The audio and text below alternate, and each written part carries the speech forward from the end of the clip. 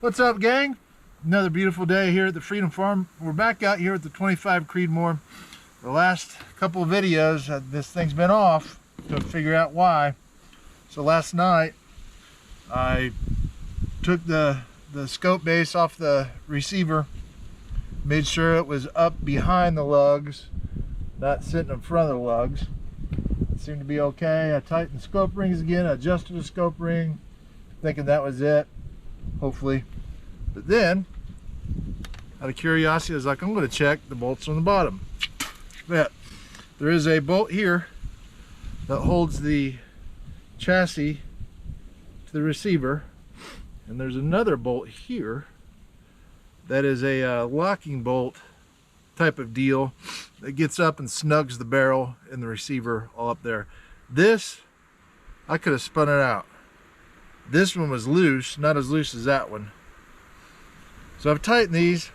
I'm assuming that's probably the issue. I hope that was the issue. So we're going to shoot it today and test it out and see what's up with it and get this back on target. Let's just rattle loose, you know. You shoot a lot, you need to check those things more often. Note to self. If anybody knows what the factory spec torque, inch-pounds of torque there is for those, please let me know. I looked on MPA's website. There's no info on that. I've tried to contact them before, and it takes weeks for them to get back to you. So if you know what these are supposed to be torqued to, let me know. I thought about putting a little Loctite on this front lug bolt, but I hate to get that in there. Let me know your thoughts, if that's a thing to do or not. Comment below. But I didn't really, I loosened this base, pushed it up, kind of scooted it around, tightened it back down, so shouldn't be that far off. Who knows? We'll see. But what I loaded up today, I'm about out of all my bullets. This is probably the last 25 Creedmoor test you'll see in a bit. I had probably about 133 grain Bergers left, and I had about 20 of the 135. What I did, I loaded some new powders that I typically don't shoot with this. I shot it with the 31 grain last year. Not a whole lot, so we're going to explore with it. It shot a fucking fantastic group, but the numbers weren't good. If I recall, the SDs were high 20s with that RL17. But anyway, I got RL17 RL16 and Berger N555. So I got some 555 and RL16 loaded up with the 135 grain, and then I have RL17, a little bit of 16 loaded up with the 133 grain. So I have a target down there. It's windy today. It's 15 mile an hour, 20 mile an hour gusts, more or less. Tomorrow's supposed to be worse. We've got a big cold front moving in. So down in this little swale though, I'm kind of blocked. Maybe not the best day to be shooting groups and whatnot, but I should be able to get this on pretty close. And I'm going to bring you along. We're going to see how these different powders work with this as well. I'm going to go run and get the lab radar. We'll get that set up, see what kind of numbers we get. Hang tight. This rifle was built by Kenny I at Desert Precision Gunworks. He's got some videos of this very rifle shooting this round. And he said with this 135 grain Berger, he had trouble getting it to tune. Now the 133 is what I typically shoot. H4350 is what I typically use. This 135 on paper seems to be a better bullet. And so at distance, it gets to be important. Anyhow, so with that said, with the limited bullets I had left, I figured I might as well try to shoot some RL17 in this. That's what he used. In the past, I had pretty good accuracy with RL17 and the 133 grain Berger. Never did any powder testing with the 135 grain Berger. So that's what we're going to do today, kind of. We'll set this back in, shoot these different powders, see what kind of results we get. Thought it was low, right? But that doesn't seem to be the case. I think I'm high. Are high as a fucking kite. Let's go 2 mil low. Hopefully I can find paper here real quick. I don't have a whole lot of these. These are the 133s loaded with 41.5 grains RL17. at least be able to give you a velocity. Only did 3s today. A, I didn't have a whole lot of bullets. B, didn't have a whole lot of time. So it'll at least get us started anyway. No clue. There's no sense in wasting this. I'm going to turn this off. I'm going to move this table down to 50 and see if I can get any idea where I am here. 2 shots, ES18, SD12, 2971.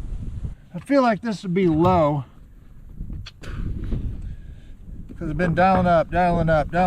However, if I would have checked the chassis first yesterday, then I would just tighten that. This would probably been on a little closer than it is. Yep, high. All right, let's drag this back to 100. All right, for the purposes of the test, I think I'm close enough. We'll see. I'll test this 135. It's a 135 grain Berger, 42 grains RL16. We go top left target dot. See where she hits. 2871, 2849, 2850. SD23, sorry, ES23, SD12, 2857. Again, all these are 3-shot groups. This is the 135 grain Berger RL16, 41.5 grains. We'll shoot center top target dot, the orange one. 2819, 2836, 2838. ES19 SD10, 2831, 2831. I have 3 different charges for this N555. I have a 41.5, a 42, and a 42.3. Start with the 41.5 first. We'll shoot center targets. 2768, 2771. Not track projectile. Just got a string. ES of 3, SD of 2. 2769. Only 2 shots. Let's go to 42 grains. 555. 2813. 2796. Yeah, it's a good group. 2800. 2803. ES18 SD and 9. I'll have to go back. I think that was the 41.5 of RL16. That's the 42 grains of RL16. This is the 41.5 of the Vitavori N555. There's the 42 of N555. It's a good group. I'm going to shoot this 42.3 grain of 555. Then I'm going to hop into this 133 grain and some of this RL17. There's my sight ends. Let me mark those. I'm going to put some target dots on this to have a fresh target. All right, I got a target cab down there now. Man, wind has changed. It was from my back. Now it's cutting hard. My right to left. Not a full value, but it's close. 2 o'clock. Shoot this 42.3 grains Vitavori 555. 2827. Ooh, 2820. No signs of pressure. 1 hole. Damn, Sam. 2834. It's 1 hole. 1 jagged hole. This likes the 555. ES14 SD7. 2827 average. Alright, we're switching over to the 133 graders. I have 41.5 of RL17, 42.3 of RL17, 41.5 of RL16, 42 grades RL16, 42.3 of RL16. 41.5, the 133 shot really well for me in the past. Reloader 17, 41.5. Got some new target dots up on the white paper. So as not to be confused with what we're shooting. Top left, top row. 2955.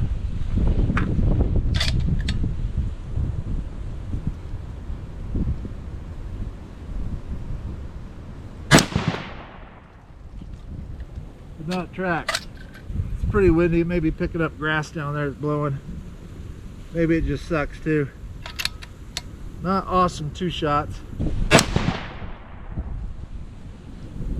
2986. This is 42.3 grains of RL17. Shot 42.5, and it was too hot.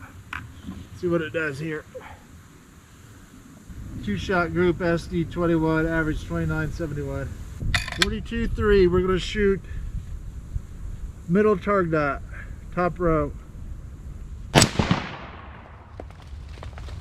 30-40. Got a little shine on the brass. 30-31. Good group. 30-52. Got the RL16 coming up. ES21 SD10 30-41. 41.5 RL16. We're gonna go second row. We'll go left to right. Jeez. 2871.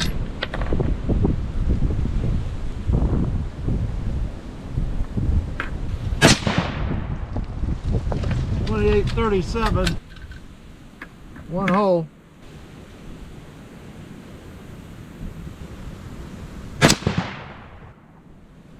2831.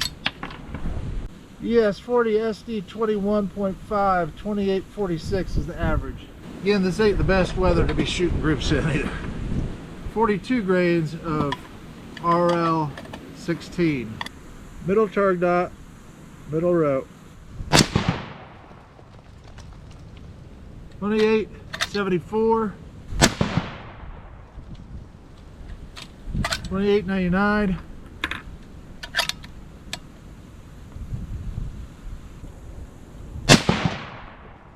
Damn. 2921. It's 1 small hole. ES48 SD23.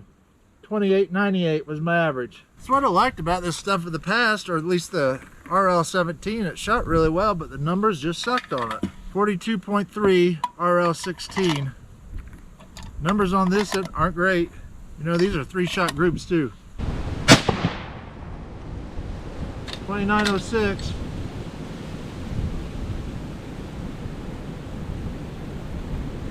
Brass looks all right.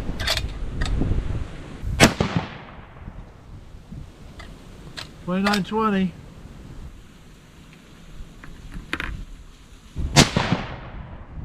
Damn, it's a good group too. 2904.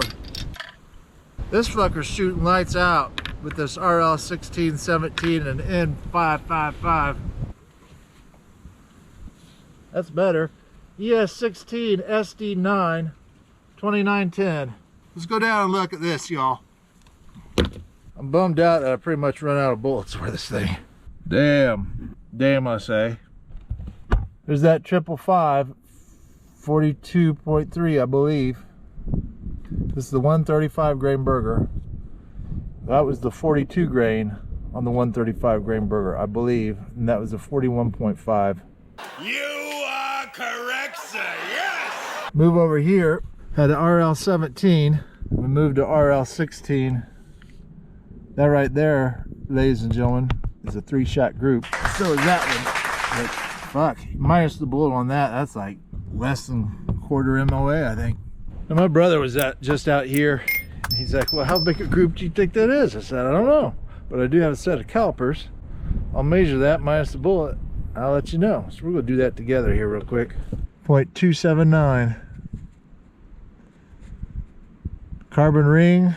0.279. 0.279 minus 0.257. 0.02 on a group. That's pretty cool. That RL17 did that for me last year on a group. And I stopped shooting it because the numbers were so bad on it. But it didn't do it this time around on a group. Couldn't get it to shoot that tight. RL16 did. I'm digging the N555 and I'm digging the RL16 with the 133, the 135 grain Berger. Well, as you can see on that, target proof is in the pudding. Glad it wasn't the scope. This thing's fucking shooting laser beams. Frickin' laser beam. Happy about that. Gang, there you have it. Glad I had a target cam down there to document that. That's pretty cool. Probably be out here tomorrow shooting the 22 DPC if I have the chance to load tonight. Do all that. It's supposed to be even windier tomorrow. We got a cold front moving through. I may be shooting a match this coming weekend. We'll see. And I'll be shooting it with that 22 DPC because I'm out of bullets for the 25 Creed. Nevertheless, thank you so much for tuning in.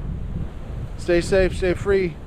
Till next time. Each time I see a little girl of 5 or 6 or 7, I can't resist a joyous urge to smile and say thank heaven. How old are you? For little girl, for little girls. How are you, baby?